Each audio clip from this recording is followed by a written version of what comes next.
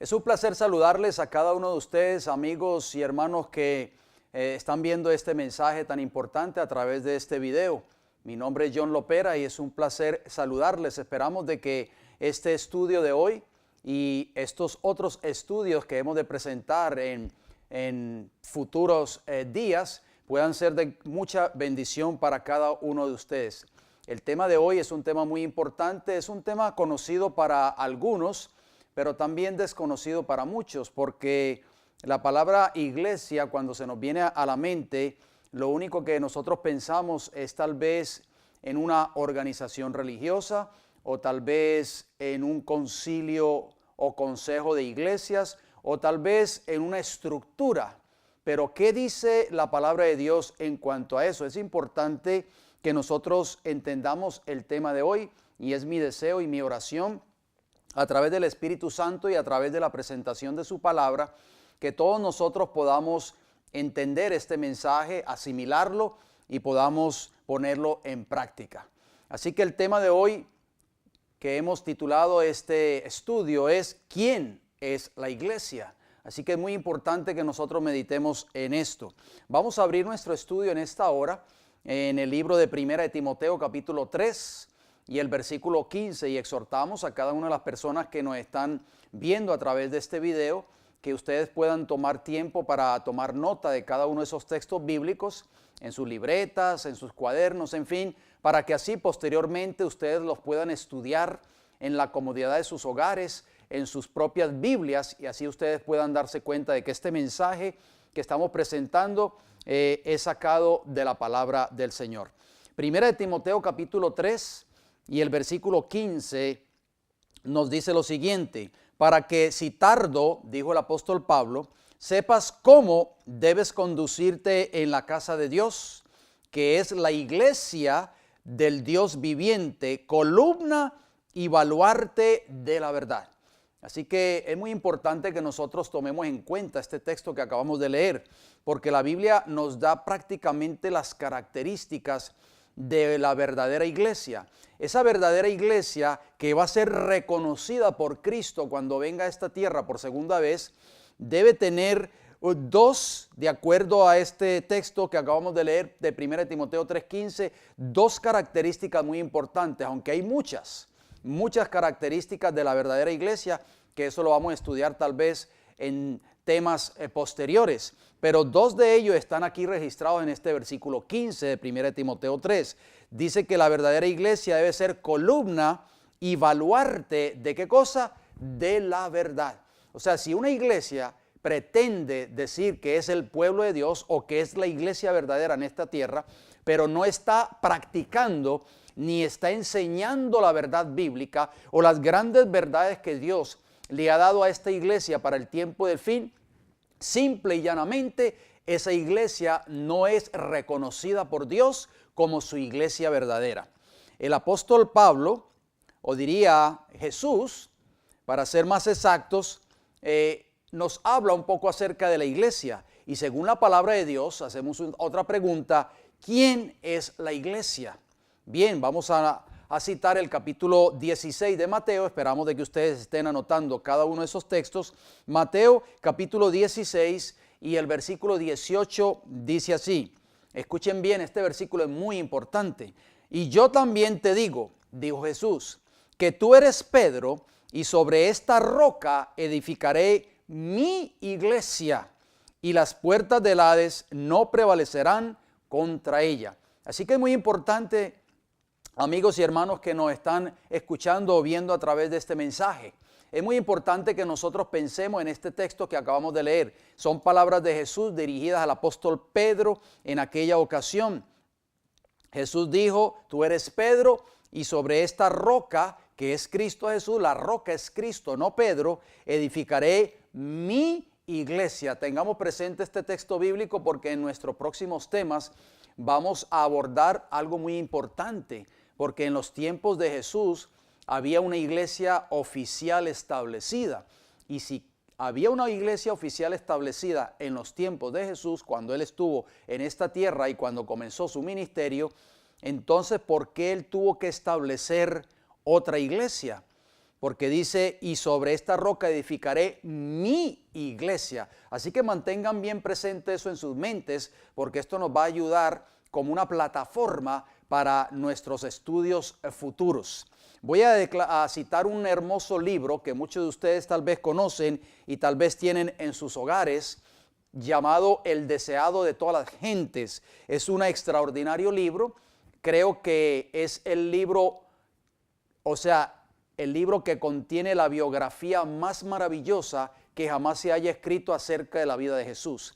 Y en la página 381 de este libro, El deseado de todas las gentes, dice así: la palabra Pedro significa piedra, o sea, canto rodado. Pedro no era la roca sobre la cual se fundaría la iglesia.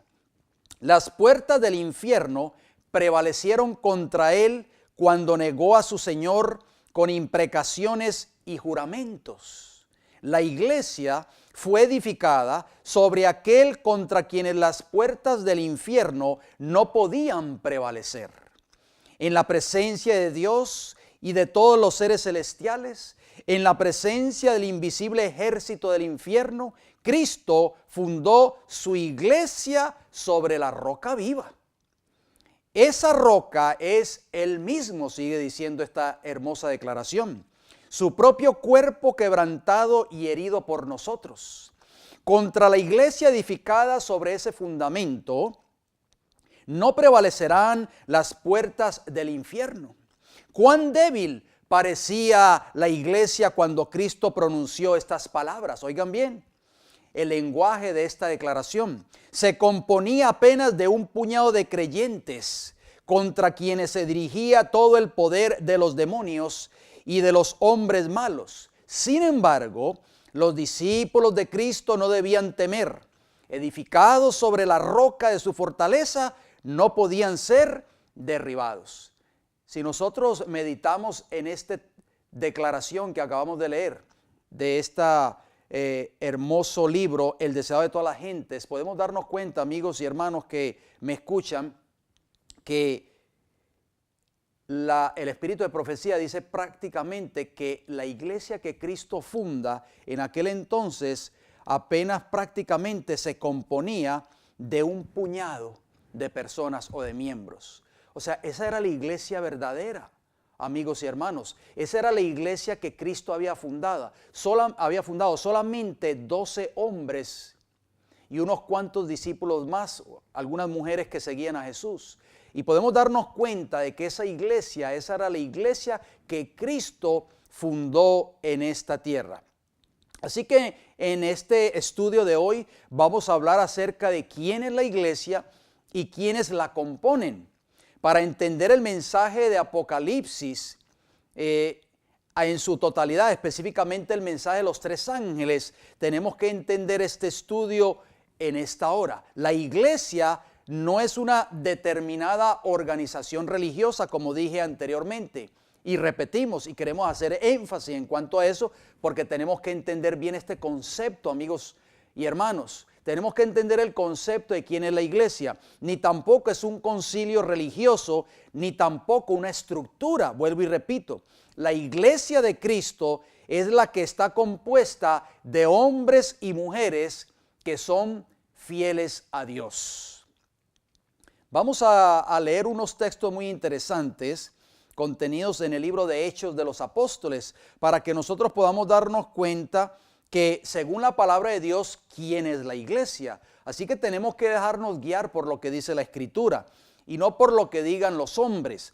Repito, Hechos de los Apóstoles capítulo 5, versículos 10 y 11 que nos dicen: al instante ella cayó, o sea, Safira, a los pies de él, o sea, de Pedro, y expiró, o sea, murió.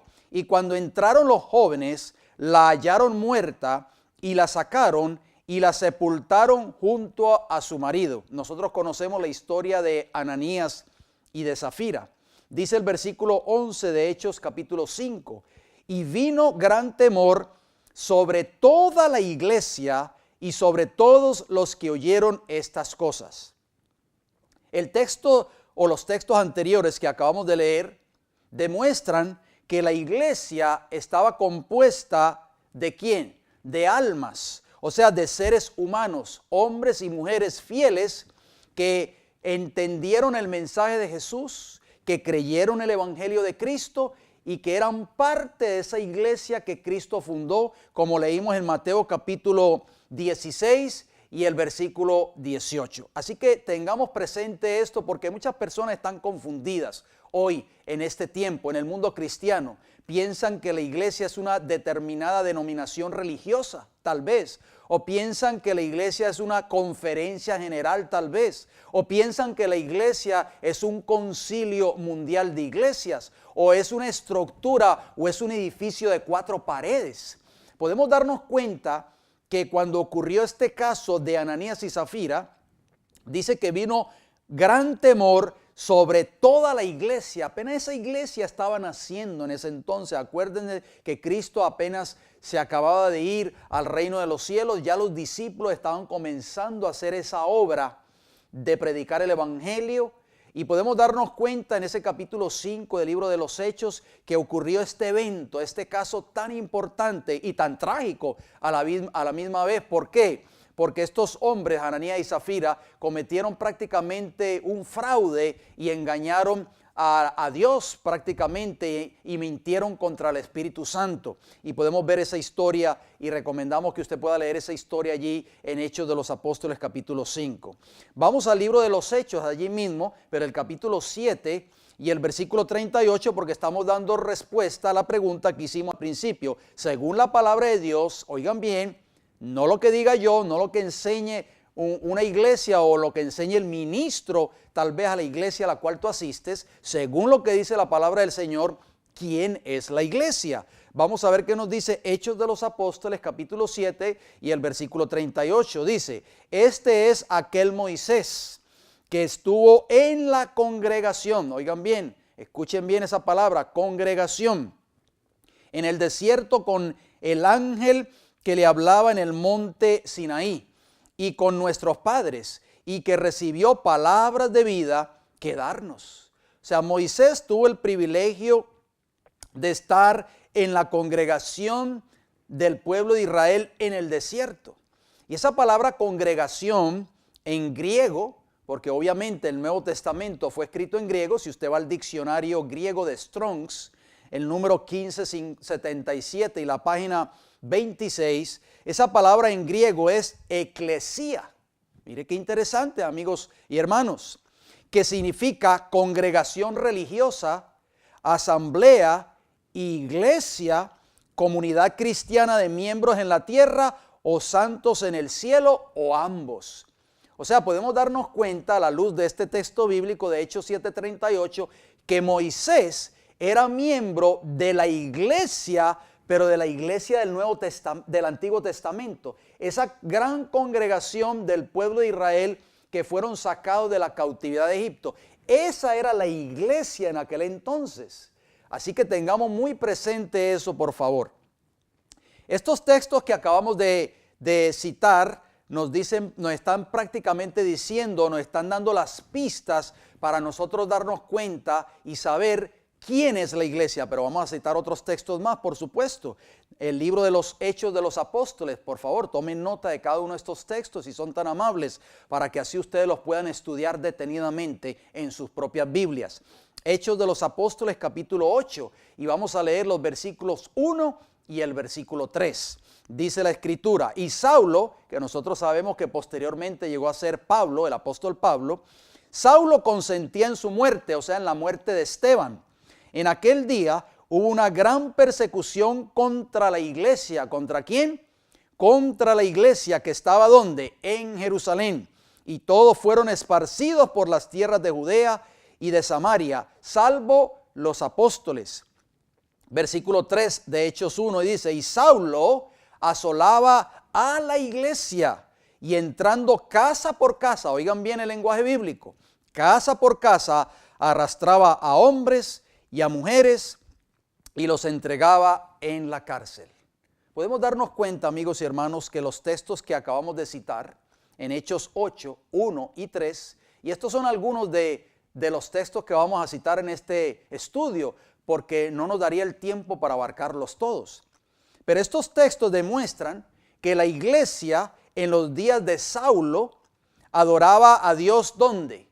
En las casas, por causa de la persecución que se desató contra los fieles en ese entonces. Muchos hoy, oigan bien, enseñan que para hacer una iglesia hay que formar parte de una determinada asociación o concilio religioso. Pero eso no es lo que enseña la palabra de Dios. La Biblia dice claramente que esos primeros discípulos que formaron parte de esa iglesia que Cristo fundó en Mateo capítulo 16 y el versículo 18, nos dicen que ellos adoraban a Dios en sus casas, en sus hogares, y eran reconocidos como la iglesia de Jesús.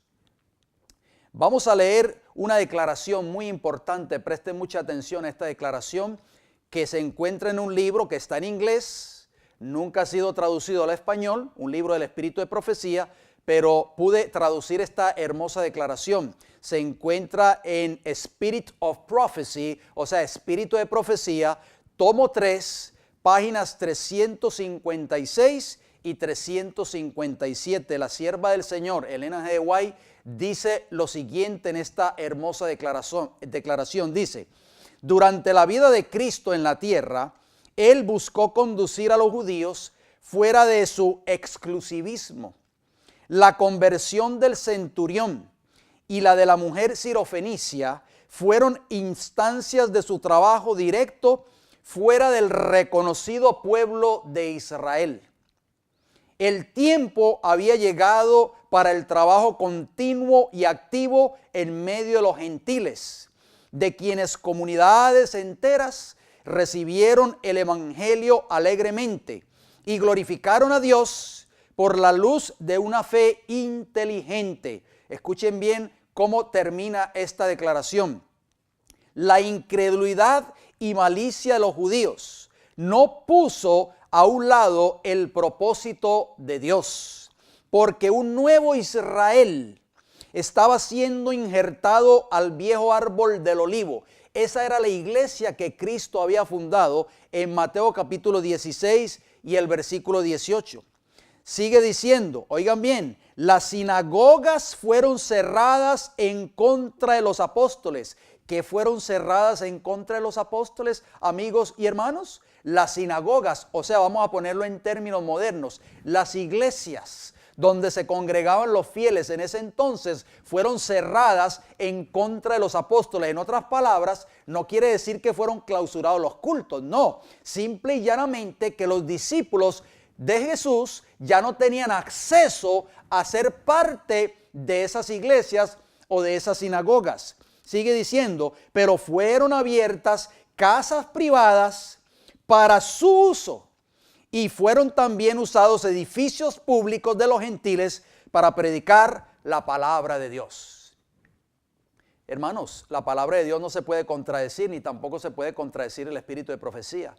La Biblia dice claramente que los fieles hijos de Dios, los miembros de la verdadera iglesia que Cristo fundó, contenido en Mateo 16, 18, se reunían y se congregaban en las casas, en los hogares. ¿Por qué? Porque las iglesias en los cuales tal vez muchos de ellos eran miembros anteriormente, les fueron cerradas, se les evitó que entraran y que siguieran siendo miembros. En otras palabras, vamos a ponerlo en términos modernos para que ustedes me puedan entender. Cada uno de esos discípulos que eran miembros de la verdadera iglesia de Cristo fueron, ¿qué cosa? Desfraternizados de las iglesias a las cuales ellos eran miembros. Y se les prohibió la entrada a ellas. Esto es lo que está pasando con muchas personas hoy. Muchos hijos fieles de Dios están siendo desfraternizados de sus iglesias, están siendo borrados de los libros de sus iglesias. Se les ha prohibido, ¿qué cosa? La entrada, simple y llanamente porque quieren predicar el evangelio eterno para el tiempo del fin. Pero déjeme decirle, amigo que me escucha, hermano que me escucha, la iglesia no son las cuatro paredes. La iglesia son las almas fieles de Dios que están dispuestas a obedecer a Dios y su palabra. No importa que tú te congregues en tu hogar, en la sala de tu hogar con tu familia, con tu esposa y con tus hijitos, o con algunos otros hermanos más que creen lo que tú crees, el mensaje del tiempo del fin, el mensaje del evangelio eterno, el mensaje de Apocalipsis 14. Pero cuando ustedes se congreguen allí en su hogar, no importa que sean 2 o 3, 4 o 5, Mateo 18:20 dice que donde hay 2 o 3 congregados en mi nombre, allí yo estoy en medio de ellos. Esa es la iglesia que Cristo reconoce como tal. Por favor, dice Hechos de los Apóstoles capítulo 11 versículo 26 lo siguiente: y se congregaron todo un año allí con la iglesia y enseñaron a mucha gente, y los discípulos fueron llamados cristianos primeramente en Antioquía. Así que se congregaron allí por un año. La palabra congregado, ya lo vimos, mis queridos hermanos, viene de congregación, que significa iglesia en griego, o sea, iglesia. La palabra de Dios no habla mucho de números, porque ya como mencionamos en Mateo 18:20, donde hay 2 o 3 congregados en mi nombre, allí estoy en medio de ellos. No habla de grandes congregaciones de miles y de miles de miembros. Pero muchas veces una iglesia no es considerada como tal cuando en ella solamente existe la comunión de unos pocos fieles. Pero ¿qué dice la Escritura, hermanos? La Escritura no enseña eso. La Escritura enseña todo lo contrario. Tenemos que volver a leer Mateo 18:20. Mateo 18:20 solamente habla de 2 o 3 que estén congregados en mi nombre, dice la Biblia, allí estoy yo en medio de ellos. Hechos de los Apóstoles, capítulo 12 y los versículos 1 y 5 nos dice lo siguiente: en aquel tiempo, o en aquel mismo tiempo, el rey Herodes echó mano a algunos de la iglesia. Fíjense bien, echó mano a algunos de la iglesia, o sea, miembros, seres humanos fieles que estaban sirviendo a Jesús en aquel entonces, para maltratarles. Versículo 5, así que Pedro estaba custodiado en la cárcel, pero la iglesia, ¿quién? La iglesia hacía sin cesar oración a Dios por él. Así que nosotros tenemos que entender el concepto, hermanos. Cuando nosotros entendamos bien este concepto de lo que es la iglesia, verdaderamente nosotros vamos a entender que no importa que usted se congregue en su hogar, con su familia, con su esposa y con sus hijos, esa es la iglesia. Porque muchos hermanos tal vez han sido desfraternizados de sus congregaciones. Tal vez muchos hermanos o hermanas que me están escuchando en estos momentos se les ha prohibido nuevamente el participar del culto en sus iglesias a las cuales ellos frecuentaban. Y están desesperados, no encuentran qué hacer, se creen que están perdidos porque creen que la iglesia son las 4 paredes donde ellos se congregaban. Hermanos y amigos, estamos leyendo la palabra de Dios, que no es así. Vamos a ver qué nos dice el libro de Hechos de los Apóstoles. Dejemos que la palabra de Dios nos hable, nos instruya, nos enseñe. Hechos de los Apóstoles capítulo 12, versículo 11 y 12 dice lo siguiente: entonces Pedro, volviendo en sí, o sea, después que había sido liberado de la cárcel por el ángel del Señor, dijo: ahora entiendo verdaderamente que el Señor ha enviado su ángel y me ha librado de la mano de Herodes y de todo lo que el pueblo de los judíos esperaba. Versículo 12 de Hechos 12. Y habiendo considerado esto, llegó a casa. ¿A dónde llegó el apóstol Pedro? A una casa, o sea, la casa de María, la madre de Juan, el que tenía por sobrenombre Marcos, donde muchos estaban reunidos orando. Hermanos, ¿entendemos bien el lenguaje bíblico? La iglesia no tenía tal vez un templo o un edificio para congregarse. Se reunían en sus casas, ya lo estamos viendo, ya lo leímos en los textos anteriores de Hechos 12, versículo 5, dice que la iglesia hacía sin cesar oración a Dios por Pedro. ¿Y dónde estaba esa iglesia congregada? ¿Dónde tenía esa iglesia sus cultos? ¿Dónde se reunía? Se reunía en un hogar, amigos y hermanos. Se reunía en el hogar de María, la madre de Juan, el que tenía por sobrenombre Marcos. Lo estamos leyendo en Hechos capítulo 12 y el versículo 12. Sigamos estudiando la palabra del Señor. Vamos al libro de Romanos, el capítulo 16 y el versículo 5. Dejemos que la Biblia y solo la Biblia nos instruya, como dice el apóstol Pablo en 2 Timoteo, que dice que la palabra de Dios es para instruirnos, para enseñarnos, para redarguirnos. Bien, dice Romanos 16:5, saludad también a la iglesia de su casa. ¿De dónde? De su casa. Saludad a Epeneto, amado mío, que es el primer fruto de Acaya en Cristo. Podemos darnos cuenta que el apóstol Pablo no se oponía a que las iglesias que se reunían y se congregaban en los hogares, no se oponía a ello. ¿Por qué? Porque él sabía de que aunque ellos se congregaban en un hogar, y como ya lo leímos en el Espíritu de Profecía, tomo 3, páginas 356 y 357, la hermana White dice que todas las sinagogas y los lugares de culto judíos en aquel entonces cerraron sus puertas a estos fieles discípulos. Entonces Pablo conocía esto. Pablo sabía, hermanos, que esa iglesia que estaba en el hogar de Epeneto era reconocida por Dios como tal.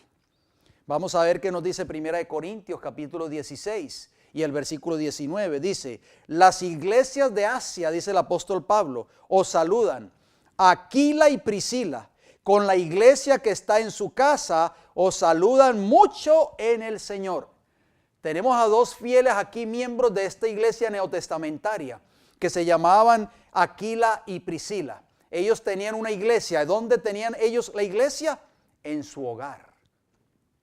Oh, muchos pastores y ministros hoy dicen, no, ese fulano de tal que se reúne ahí con 2 o 3 en su casa, eso no son la iglesia. No vayan ahí, que esa no es la iglesia de Dios. ¿Dónde me dice eso en la Biblia? Muéstreme, por favor, amigo pastor, ministro, que me está escuchando en esta hora, donde la Biblia dice que una iglesia que se congrega en un hogar o un grupo de fieles que se congrega en un hogar no componen la verdadera iglesia de Jesús. Vamos a hablar un poco acerca de la iglesia primitiva, esa iglesia neotestamentaria y su método de obrar o de trabajar. Vamos a citar ahora Hechos de los Apóstoles. Estamos citando la palabra de Dios, hermanos. Dejemos que la Biblia y solo la Biblia nos enseñen, nos redarguyan, nos muestren cuál es la verdad para nosotros. Jesús dijo, y conoceréis la verdad, y la verdad os hará ¿qué? Libres. San Juan 8:32. Y también Jesús dijo en San Juan 17:17, santifícalos en tu verdad, tu palabra es verdad. Así que podemos darnos cuenta que si nosotros nos dejamos llevar, abrazamos estas grandes verdades de la palabra de Dios, estos textos maravillosos bíblicos que estamos compartiendo con cada uno de nosotros, podemos darnos cuenta que vamos a ser libres, libres de todas estas ataduras con que hemos estado atados por años, donde nos han enseñado por años y años que si nosotros no nos congregamos en determinado lugar, si no nos congregamos en determinado edificio, si no somos miembros de determinada organización religiosa o de tal grupo denominacional, nosotros no somos la iglesia. Tenemos que ser libres de todas esas ataduras, mis queridos hermanos. Hechos de los Apóstoles, capítulo 15, versículos 3 y 4 primeramente. Escuchen bien, anoten. Hechos 15, 3 y 4 dice, ellos, o sea, Pablo y Bernabé, pues habiendo sido encaminados por la iglesia, ¿por quién? Por la iglesia, o sea, las almas fieles que lo estaban encaminando a un determinado lugar. Pasaron por Fenicia y Samaria, contando la conversión de los gentiles y causaban gran gozo a todos los hermanos. Versículo 4 de Hechos 15. Y llegados a Jerusalén, fueron recibidos por la iglesia. ¿Por quién? ¿Por las 4 paredes? No, por los miembros fieles, era la iglesia. Por la iglesia y los apóstoles y los ancianos, y refirieron todas las cosas que Dios había hecho con ellos. Así que podemos darnos cuenta, mis queridos amigos y hermanos, que la Biblia nos especifica claramente, sin temor a equivocarnos, que la iglesia son las almas fieles que sirven y obedecen a Cristo Jesús. Vamos a citar allí mismo en Hechos 15, pero vamos a leer el versículo 22. Ahora, Dice Hechos 15:22. Entonces pareció bien a los apóstoles y a los ancianos con toda la iglesia. ¿Con quién? Con toda la iglesia, o sea, con todo el grupo de creyentes fieles a Dios, elegir de entre ellos varones y enviarlos a Antioquía con Pablo y Bernabé, a Judas, que tenía por sobrenombre Bernabé, y a Silas, varones principales entre los hermanos. Aquí podemos darnos cuenta, estos textos que acabamos de citar, que la iglesia primitiva, por eso hicimos una pregunta, o mencionamos la iglesia primitiva y su método de trabajo, o método de obrar. Esta iglesia primitiva, de acuerdo a estos textos bíblicos, trabajaba en conjunto. Cuando había que tomar una decisión importante, se consultaba a todo el cuerpo de la iglesia, o sea, a todos los creyentes. La iglesia no estaba controlada por un pequeño grupo llamado junta de iglesia. Ese era el principio bíblico de la iglesia del Nuevo Testamento. O sea, todos tenían voz y voto. Todos eran consultados. Hoy muchas iglesias, la gran mayoría de iglesias del profeso pueblo de Dios hoy están controladas por una sí o una dicha junta de iglesia. Una junta de iglesia compuesta de 2 o 3 familias que controlan las decisiones que se toman en esa iglesia. Pero la iglesia del Nuevo Testamento no era así, mis queridos hermanos. Vamos a leer ahora Hechos de los Apóstoles, capítulo 20 y el versículo 28. Por tanto, dice, mirad por vosotros y por todo el rebaño en que el Espíritu Santo os ha puesto por obispos para apacentar la iglesia del Señor. O sea, para alimentar la iglesia del Señor, la cual Él ganó por su propia sangre. Hermanos, el texto que acabamos de citar de Hechos 20:28 demuestra que Cristo murió por la iglesia, o sea, por personas, por seres humanos, por creyentes. Por lo tanto, la iglesia está compuesta de hombres y mujeres fieles a Dios y no por un determinado concilio u organización religiosa. Quiero que ustedes entiendan bien esto y disculpen que haga tanto énfasis en cuanto a esto, porque tenemos que entender bien el concepto de lo que es la iglesia, porque por eso hay muchas personas allí en el mundo religioso confundidas, están preocupadas, no saben qué hacer, porque se les han tal vez expulsado de sus congregaciones, les han cerrado las puertas como hicieron con los discípulos de Cristo en el Nuevo Testamento, y no encuentran qué hacer, están desesperados. Pero no, si nosotros entendemos bien el lenguaje bíblico, ustedes se darán cuenta de quién es verdaderamente lo que compone una iglesia. Primera de Corintios, sigue diciendo el apóstol Pablo. Hay muchos textos bíblicos, no los podemos abarcar todos por factor tiempo, pero estamos citando tal vez algunos de ellos. Primera de Corintios capítulo 1 y el versículo 2 nos dice lo siguiente: a la iglesia de Dios que está en Corinto. Fíjense bien cómo ya la obra del evangelio estaba creciendo. El apóstol Pablo estaba haciendo una obra maravillosa en el campo o en el mundo gentil. Ya los gentiles, como habíamos leído en esa hermosa declaración de Espíritu de Profecía, tomo 3, página 356 y 357, que el Señor estaba injertando, ¿verdad? Allí un nuevo pueblo, una nueva iglesia que era el mundo gentil. Dice esa iglesia que está en Corinto, dice el apóstol, a los santificados en Cristo Jesús, llamados a ser santos, con todos los que en cualquier lugar invocan el nombre de nuestro Señor Jesucristo, Señor de ellos y nuestro. Hermanos, ¿por qué complicarnos la vida, por favor, si la Biblia es tan clara? La Biblia dice que a todos aquellos que se encuentren en cualquier lugar en el mundo, sea que estén en un hogar, sea que estén tal vez debajo de un árbol, en una montaña, si están viviendo y haciendo la voluntad de Dios, esos fieles son considerados, ¿qué cosa? La iglesia. Una de las características de la iglesia de Cristo es que debe vivir una vida de santidad a Jehová. Una vida de apartarse del pecado y una vida de obediencia. ¿Por qué? Porque aquí está hablando de una iglesia, aquí el apóstol Pablo en 1 Corintios 1:2. Está hablando la iglesia de Dios que está en Corinto, a los santificados en Cristo Jesús, llamados a ser ¿qué? Santos con todos los que en cualquier lugar invocan el nombre de nuestro Señor Jesucristo. O sea que el apóstol Pablo, hermanos, saludaba personalmente a Priscila y Aquila, quienes tenían la iglesia del hogar, también lo leímos anteriormente. Hacemos una pregunta: ¿cuál sería la actitud de muchos ministros hoy ante aquellos que tienen como Priscila y Aquila la iglesia del hogar? Vamos a ver qué nos dice el libro de Gálatas, el capítulo 1 y el versículo 13. Gálatas 1:13 nos dice: porque ya habéis oído acerca de mi conducta otro tiempo en el judaísmo, dijo Pablo, que perseguía sobremanera la iglesia de Dios y la asolaba. O sea, podemos darnos cuenta, mis queridos amigos y hermanos, que el texto anterior resalta dos cosas. Número uno, cuando Saulo, o sea que posteriormente llegó a ser Pablo, era miembro del Sanedrín, dentro del judaísmo, perseguía a aquellos que según él no eran la iglesia de Dios en la tierra. Fíjese bien, la iglesia verdadera para Pablo tal vez era el Sanedrín judaico o el pueblo judío solamente, o tal vez el templo de Jerusalén. Número dos, en este texto resalta algo muy importante. También este texto identifica quién es la iglesia. O sea, son todas aquellas almas fieles que eran perseguidas por causa de la verdad, como dice 2 de Timoteo 3:12.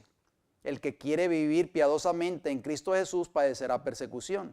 Y todos y cada uno de esos miembros de esa iglesia que Cristo fundó estaban siendo perseguidos. Y uno de los instrumentos que Satanás usó en el principio para perseguir esa iglesia fue a Saulo de Tarso. Porque Saulo estaba convencido de que esa no era la iglesia de Dios en esta tierra. Pero obviamente Pablo desconocía la verdad. Gracias a Dios que el Señor le permitió tener esa visión en camino a Damasco, caer del caballo, quedar ciego por un par de días y darse cuenta de la verdad del Evangelio. Esa es la verdad, mi amigo y hermano que me escucha en esta hora, que tú necesitas conocer, que tú necesitas aceptar. Muchas personas están ciegos, no quieren ver la verdad, tal y como la estamos exponiendo aquí en la palabra del Señor. Leamos ahora el libro de Efesios, el capítulo 1, versículos 22 y 23, que nos dice: y sometió todas las cosas debajo de sus pies, o sea, Cristo, y lo dio por cabeza sobre todas las cosas a la iglesia. ¿A quién? A la iglesia, la cual es su cuerpo, la plenitud de aquel que todo lo llena en todo. Así que podemos darnos cuenta que la Biblia dice claramente quién es la iglesia y de quién está compuesta la iglesia. La iglesia son hombres y mujeres fieles al Señor, almas fieles que están dispuestas a obedecer lo que dice, así dice Jehová. Primera de Timoteo capítulo 3 y el versículo 15 nos dice lo siguiente. Escuchen cómo dice: para que si tardo sepas cómo debes conducirte en la casa de Dios. ¿En qué? En la casa de Dios, que es la iglesia del Dios viviente, columna y baluarte de la verdad. Es muy importante que nosotros nos detengamos aquí unos segundos en este texto. ¿Por qué? Porque cuando nosotros comúnmente entramos a un recinto, a una estructura, vamos a decirlo así, que hoy por hoy le llamamos iglesia o a un templo, tendemos a decir: esta es la casa de Dios. Pero aquí en este texto que está hablando el apóstol Pablo, está hablando de esa iglesia, hermanos, de esa iglesia verdadera compuesta por las almas fieles, por hombres y mujeres y niños, por almas fieles al Señor. Esa palabra casa en griego, de acuerdo al diccionario griego de Strong's, el número 3624 y la página 59 en griego, es oikos. Y oikos significa morada, familia o casa. Interesante. O sea que tu familia, tal vez tu esposa y tus hijos, si son fieles a Dios, si se congregan en su hogar cada semana y adoran al Dios verdadero y guardan lo que dice la palabra del Señor y obedecen sus mandamientos, tu familia es vista por Dios, aunque no sea vista por los hombres, como la iglesia verdadera, la iglesia que Cristo vendrá a buscar por segunda vez a esta tierra. Así que la verdadera iglesia debe ser baluarte o la defensa, que es lo mismo, de la verdad de la palabra de Dios, de acuerdo a 1 Timoteo 3:15. La verdadera iglesia de Cristo debe enseñar esa verdad, o de lo contrario no lleva las características de la verdadera iglesia. Hacemos una pregunta en estos momentos. ¿Cuáles son algunas de esas verdades que habla el apóstol Pablo que la iglesia necesita siempre defender? Porque dice Pablo en 1 Timoteo 3:15 que la iglesia del Dios viviente es columna y baluarte de la verdad. Vamos a mencionar algunas de esas verdades que esa iglesia verdadera debe poseer. Primera verdad, la palabra de Dios. Dice Juan capítulo 17, versículo 17, todos conocemos ese texto: santifícalos en tu verdad, tu palabra es verdad.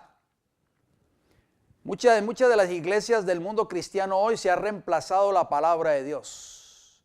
Lo único que se exalta son los dichos y máximas y mandamientos de los hombres. Se cuentan anécdotas detrás de los púlpitos, se cuentan chistes, se cuentan historias, pero la verdad, que es la palabra de Dios, permanece cerrada. Dice 1 Tesalonicenses capítulo 2, versículo 13, por lo cual también nosotros, sin cesar, damos gracias a Dios, de que cuando recibisteis la palabra de Dios, ¿qué cosa, hermanos? La palabra de Dios que oísteis de nosotros, la recibisteis no como palabra de hombres, sino según es en verdad la palabra de Dios, la cual actúa en vosotros los creyentes. Qué maravillosas palabras del apóstol Pablo allí en 1 Tesalonicenses 2:13. Esta primera verdad, mis queridos hermanos, está desapareciendo de casi todas las iglesias cristianas hoy. La Biblia, la palabra de Dios, ha sido reemplazada por los dichos, por los dogmas, por las enseñanzas de los hombres. Vamos a hablar de la segunda verdad. La segunda verdad que esa iglesia verdadera debe poseer, porque decíamos en 1 Timoteo 3:15, la iglesia del Dios viviente es columna y baluarte de la verdad. Segunda verdad, la ley moral de Dios, o sea, sus 10 mandamientos. El Salmo 119 y el versículo 142 y el versículo 151 nos dice: tu justicia es justicia eterna, o sea, la justicia de Jehová, y tu ley la verdad. ¿Qué cosa es la verdad? La ley moral de Dios, sus 10 mandamientos. Versículo 151 del Salmo 119 nos dice: cercano estás tú, oh Jehová, y todos tus mandamientos son verdad. ¿Cuántos mandamientos? 9, 8, 7, no, todos, 10 mandamientos. Esta segunda verdad, que debe ser parte fundamental de la iglesia verdadera de Cristo, también está siendo puesta a un lado parcial o rechazada completamente. Muchas iglesias enseñan que la ley de Dios ya no hay que guardarla, ya que el ser humano se salva solo por gracia y no por obras. Eso es muy cierto, lo hemos dicho tal vez en temas anteriores, pero nadie, mis queridos hermanos y amigos, se va a salvar violando o transgrediendo un solo mandamiento de la ley de Dios, ya que la Biblia enseña que la paga del pecado, o sea, la recompensa del pecado es la muerte, de acuerdo a Romanos capítulo 6, versículo 23. Y la definición que da la Biblia para pecado es transgresión de la ley de Dios, de acuerdo a 1 Juan 3:4. Tenemos que entender esos conceptos bíblicos.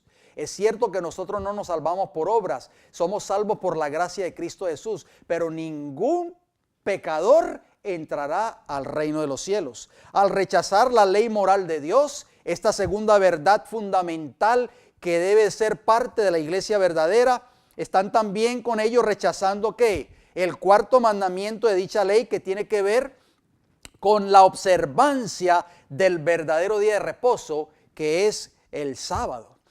Apocalipsis capítulo 12, versículo 17 nos habla del dragón, que es Satanás, y está irado específicamente con un grupo de personas, mis queridos amigos y hermanos.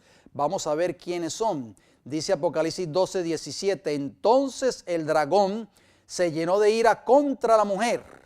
Nosotros sabemos que la mujer en profecía bíblica representa a la iglesia. Y se fue a hacer guerra contra el resto de la descendencia de ellos, los que guardan los mandamientos de Dios y tienen el testimonio de Jesucristo. Así que la iglesia verdadera en el tiempo del fin será ¿qué? Fiel a todos los mandamientos de la ley de Dios. Y ya vimos que esa es la segunda verdad. Todos tus mandamientos son ¿qué? Son verdad, de acuerdo al Salmo 119 y el versículo 155. Así que Satanás conoce y sabe cuál es la iglesia verdadera que obedece a Dios. Y esa iglesia es aquella que guarda sus mandamientos. Vamos a ver cuál es la tercera verdad. ¿Por qué? Porque la iglesia que Cristo va a reconocer en el tiempo del fin, o la iglesia que Cristo reconoce como su verdadera iglesia, debe ser columna y baluarte de la verdad. Tercera verdad que la verdadera iglesia de Cristo debe enseñar y practicar es Cristo. Juan 14, 6 nos dice, Jesús le dijo, o sea, a Tomás, yo soy el camino y la verdad y la vida. Nadie viene al Padre sino por mí. Mis queridos hermanos, esta tercera verdad enseña que Cristo es el único Salvador, de acuerdo a Hechos de los Apóstoles capítulo 4 y el versículo 12. Es el único intercesor entre Dios y los hombres, de acuerdo a 1 de Timoteo capítulo 2 y el versículo 5. Y Cristo es el único sumo sacerdote entre Dios y el hombre, de acuerdo a Hebreos 4:15 y a Hebreos 8:1 y 2. La iglesia de Roma, por ejemplo, enseña que podemos ser salvos por las obras o indulgencias, tales como pasar por una supuesta puerta santa, o por creer en el Papa o en los santos. También enseña que la Virgen María es intercesora entre Dios y los hombres. Y finalmente que el Papa es el representante de Dios en la tierra y no el Espíritu Santo. Esa no es la verdad bíblica. La verdad, la tercera verdad que nosotros estamos diciendo aquí o que estamos citando con un escrito está, es Cristo Jesús. Y Cristo Jesús, dice la Biblia, no lo digo yo, es el camino, es la verdad y es la vida. Muchos hoy creen que van a ser salvos por ser miembros de determinada denominación religiosa. Muchos hoy creen que se van a salvar por pertenecer a determinado concilio de iglesias. Muchos hoy creen que se van a salvar por llevar un nombre denominacional en sus frentes tal vez. No, mis queridos amigos y hermanos, la Biblia no me enseña eso. La Biblia dice que Cristo es el camino, la verdad y la vida. Yo voy a ser salvo no por decir que soy miembro de determinada iglesia, no por ser miembro de determinada denominación religiosa, no por pertenecer a determinado concilio de iglesia, no por pertenecer a determinada conferencia general. Yo voy a ser salvo porque voy a obedecer a Cristo Jesús, que es el camino, la verdad y la vida. Solo Cristo Jesús me puede dar la salvación. La salvación no está en la iglesia, está en Cristo Jesús. Vamos a hablar de la cuarta verdad en los minutos que nos quedan. El Espíritu Santo también es otra verdad. Juan capítulo 16, versículo 13 nos dice, pero cuando venga el Espíritu de verdad, ¿el Espíritu de qué? De verdad. Él os guiará a toda la verdad, porque no hablará por su propia cuenta, sino que hablará todo lo que oyere y os hará saber las cosas que habrán de venir. Hacemos una pregunta, mis queridos hermanos y amigos. ¿Puede el verdadero Espíritu Santo guiarnos a desobedecer la ley de Dios, que es una de esas verdades que ustedes creen? El verdadero Espíritu Santo me estoy refiriendo.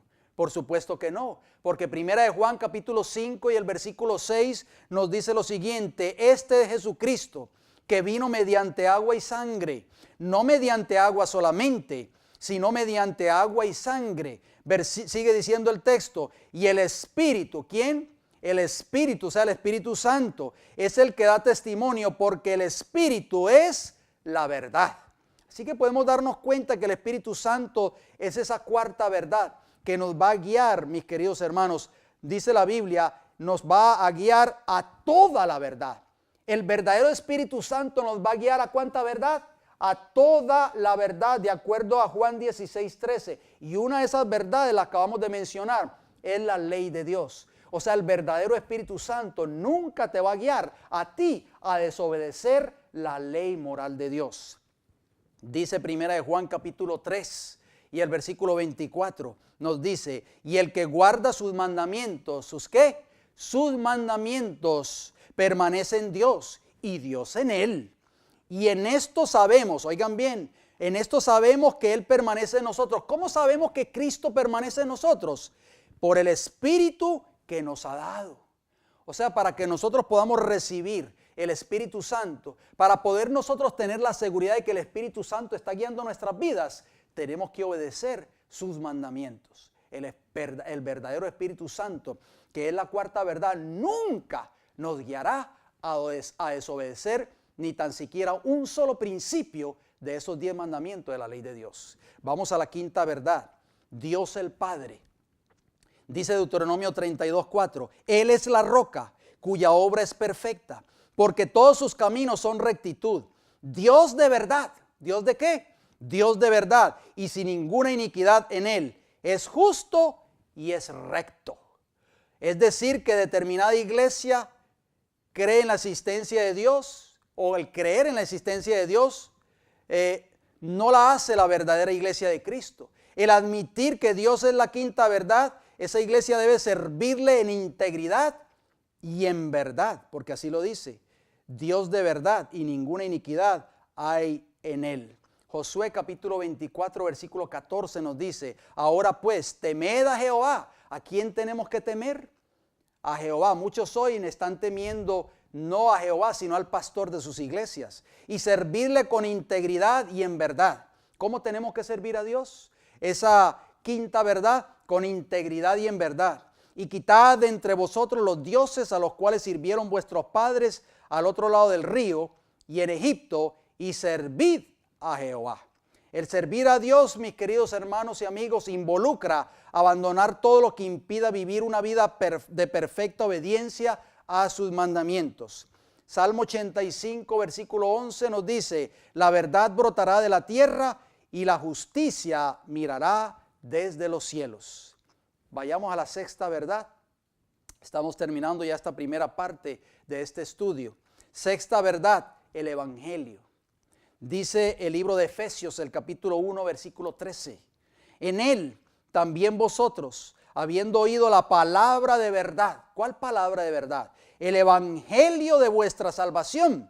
Y habiendo creído en él, fuisteis sellados con el Espíritu Santo de la promesa. Qué hermosas palabras del apóstol Pablo. O sea que el verdadero evangelio, amigos y hermanos, es aquel que conduce al que lo recibe a vivir una vida de obediencia a Dios, una vida de renuncia al pecado y una vida de victoria sobre el pecado. Nosotros tenemos que ser salvos de nuestros pecados. Ese es el verdadero evangelio. Dice el libro de Efesios, el capítulo 5 y el versículo 23, porque el marido es cabeza de la mujer, así como Cristo es cabeza de la iglesia, la cual es su cuerpo y Él es su Salvador. Así que Cristo, mis queridos amigos y hermanos, es la cabeza de la iglesia, es nuestro Salvador. Así que podemos darnos cuenta de que Dios tiene para nosotros una verdad muy importante, y dicho sea de paso, esta era la séptima verdad, la verdadera iglesia, la iglesia que Cristo va a reconocer en el tiempo del fin, las almas fieles a Dios. ¿Quisieras tú ser parte de esa iglesia? Esa iglesia verdadera que está compuesta por hombres y mujeres fieles, esa iglesia verdadera que está exaltando la palabra de Dios, esa iglesia verdadera, como decía 1 Timoteo 3:15, que es columna y baluarte de la verdad. Si tu iglesia, donde tú te congregas, sea en tu hogar, o sea en un hogar humilde, o sea en un lugar o en el campo tal vez, o debajo de un árbol, no importa. Ya vimos que allí donde esté la presencia de 2 o 3 congregados en el nombre de Cristo Jesús, esa es la iglesia verdadera. Si tú te congregas en un lugar así y estás siguiendo fielmente estas verdades principales que identifican a la iglesia verdadera, el Señor reconocerá esa iglesia cuando Cristo venga por segunda vez. En nuestro próximo estudio vamos a abundar un poco más acerca de quién es la iglesia y vamos a abarcar otros puntos muy importantes que tal vez no tocamos en esta oportunidad. Que Dios te bendiga y nos ayude a prepararnos para el encuentro con nuestro Dios. Nos veremos pues en nuestra próxima oportunidad.